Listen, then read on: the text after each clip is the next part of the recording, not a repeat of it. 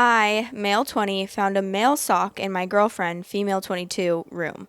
When I confronted her about it, her roommate took the blame, but I don't believe them. So a couple of days ago, I was at my girlfriend's place cleaning her room while she was at work, which I occasionally do whenever I come over. Upon cleaning, I found a sock that didn't belong to me between her bed and nightstand. I know it's not mine because I didn't own any socks of that brand.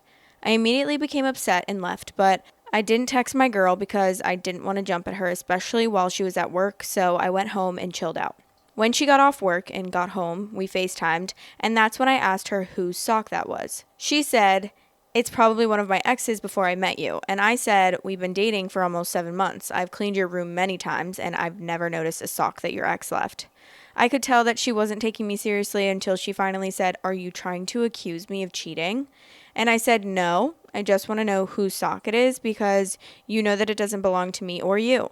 And she hung up immediately after, and I blew up her phone. So about 15 minutes later, she called me back. This time it was her roommate on the phone.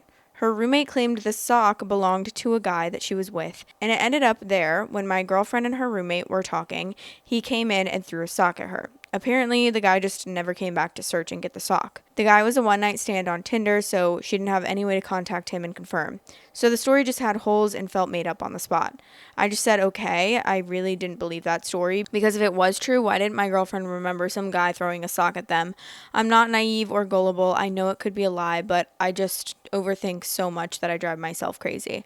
I don't want to act on anything that I'm not 100% sure about, but my gut is telling me otherwise. Do you guys think that she's cheating? Should I investigate more or let it go? I think you should investigate more, honestly. I feel like I would be so confused if that were me. Like, I would be concerned. I'd be like, wait. Well, first of all, I think I would gaslight myself into thinking that it was my sock because I have so many different socks that I'd be like, honestly, maybe this is my sock. And then I'd be really thinking about it and I'd be like, no, I've never seen this sock in my life. Whose sock is this, girl? But then I would also feel like if I brought it up too much, then I'd feel, I don't know, I feel like I would feel insecure because I'd be like, okay, if they really were like gaslighting me into thinking that it wasn't actually there, like it wasn't, they had no idea where the sock came from, then I'd be like, they're gonna think that I'm like crazy and they're gonna, but maybe that's just a me problem, because I'd be like, oh, well, maybe you actually are telling the truth and maybe it's just a me problem. I don't know, but I would investigate further. I just don't really know how you investigate that further, like other than talking to her more about it and like badgering her about it. That's really all I can think about, because what else would you do? Go and find the random Tinder guy? There's literally no information that you could even use to try to find. OP added in the comments, "I'll add a detail that's not in my post. My girlfriend and I don't text all day every day. We are just not that type to be under each other every day. We both have jobs and I go to school, so we're busy. We probably spend 2 to 3 nights a week with each other. I'm just never all up in her space wondering where she's at or what she's doing." Okay, slay. Someone said, "You're not paranoid. Her story stinks like low tide." The problem with their story is that there are a lot of amazing coincidences in it. It's like lightning striking the same place twice. It can happen but rarely does. For instance, why would the one-time Tinder hookup of the roommate feel so comfortable with your girlfriend that he threw a sock at her in her room? In turn, why was she so comfortable with having a stranger throw a sock at her that she didn't remember it? Was she blackout drunk? You have two choices: leave or stay. If you stay and give her the benefit of the doubt, then make sure you never bring it up again. However, you also need to keep an eye out for little things like, is she hiding her phone, etc., or having more girls' nights out than she used to. If her behavior is sketchy going forward, then you've confirmed that she's cheating. OP said, "So with the Tinder thing, I don't know how her roommate does it, but she becomes really comfortable with randoms, and if you've seen the roommate and a random guy together, you'd think that they're a couple with how smooth they are. She had times where she's had sex with guys and they end up staying a few nights before he actually leaves." Oh my god, wait. Imagine having that kind of spell over men. That's crazy. They literally don't leave for multiple days. Actually, you know what? Maybe that's one of those homosexual situations, you know, where she just like attracts those types of guys that don't have anywhere else to go. So they're like, oh, perfect. Like a couple free nights of staying here, I'll stay here. I'm sure that has been the situation in multiple occasions. Okay, there is an update 6 days later. About a week ago, I posted about finding a male sock in my girlfriend's room while cleaning up. Here's an update. So, for this last week, we've gone back and forth about it. The story has changed so many times, but now I finally got the truth. I tried to take everyone's advice and let it go, but the whole time while this was going on, I just felt like I was being stabbed in the gut.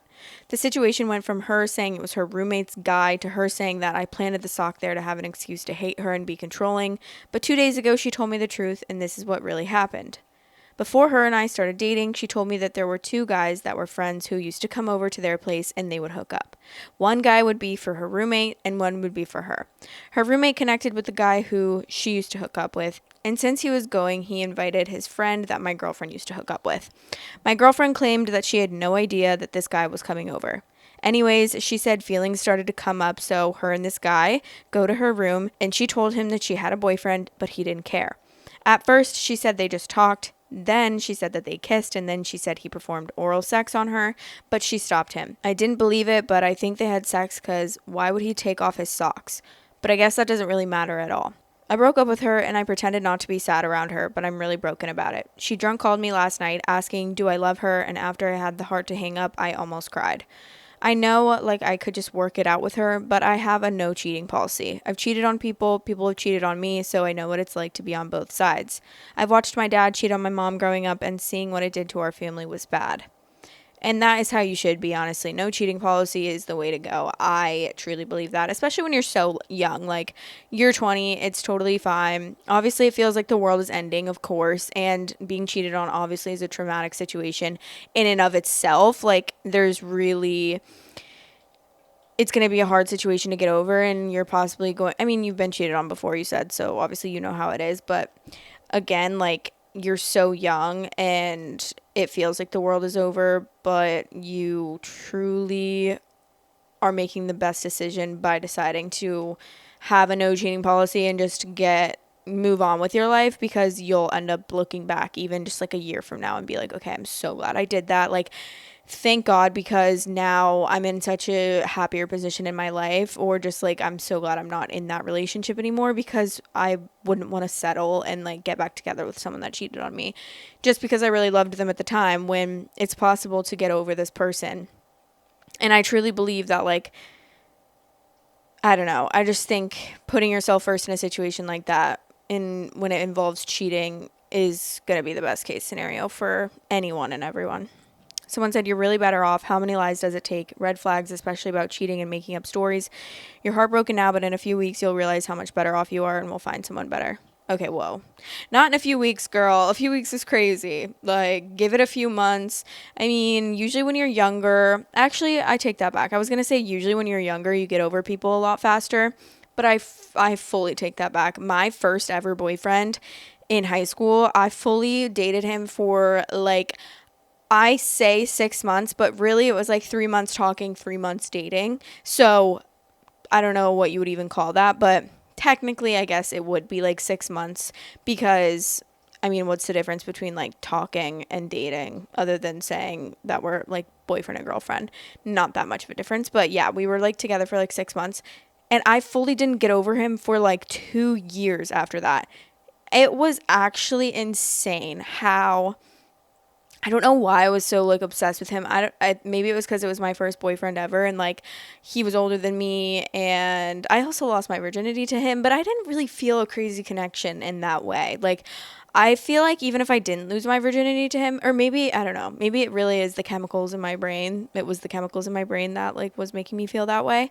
But it's so weird how different every situation is. Like, I could be like, I dated one of my exes for many years, and I was over him like far before the relationship was even over. And it's just crazy to me, because it's like I dated this guy for 6 months and couldn't get over him for years, and then I dated another guy that I like for multiple years, and I was so like, I felt a weight off my chest after we broke up. I barely felt sad. The only reason I felt sad is because I felt bad for breaking up with him, because I just feel bad for like I felt bad for hurting his feelings, but that's like the only time I felt sad. And also just like the end of an era, I feel like, too, of being in someone's life for so long and then like kind of realizing that you're not going to be in their lives anymore is kind of sad. I feel like no matter what, it's sad, even if it's just like a friend that kind of sucks, but you've had for so long and you like end up not being friends with them anymore. You always like still sometimes look back and be like, oh, I'm sad that like I don't have that person in my life anymore and I probably never will. Even though you're like happy at the same time, if that makes sense. But even like, because I even hung out with my ex for so long after we broke up, and like never once did I do anything sexual with him after we broke up. Not even a kiss. Not even a kiss. Not even a peck on the cheek. Nothing even close to that. But we would hang out like I took a good long break from hanging out with him for like months after we broke up. I kind of like did a little no contact spurt with him, but he was like so on my ass about it constantly, and he would not stop texting me and like calling me and trying to talk to me, because I think he was so used to us getting back together all the time that he was just like, oh, we're gonna get back together. But then he realized that actually maybe this time is actually real and we're actually not gonna get back together. And he was like so annoying, and he wouldn't stop like trying to talk to me, and I was like, we need space from each other. And if it's not like, it was more for him than for me, because I wanted him to be able to have that space to get over me. I was like honestly perfectly fine, but I just needed like a little bit of a break, and then like I would be friends with him after, which we did end up doing. But I don't know if that was like really that good, honestly, because I feel like he still had feelings for me, but I didn't have feelings for him. And yeah, so I don't know, but we were so young. But I would sleep over at his house, but he had two different beds, so I would sleep in the other bed and he would sleep in his bed. Like, we would have sleepovers together, platonic sleepovers. And I wouldn't do literally anything. We would honestly talk about like who we're going on dates with and like who we're seeing and stuff, and I didn't feel weird about it at all. Just because I think it was because we were so young when we went to college. Like, we were so young when we met.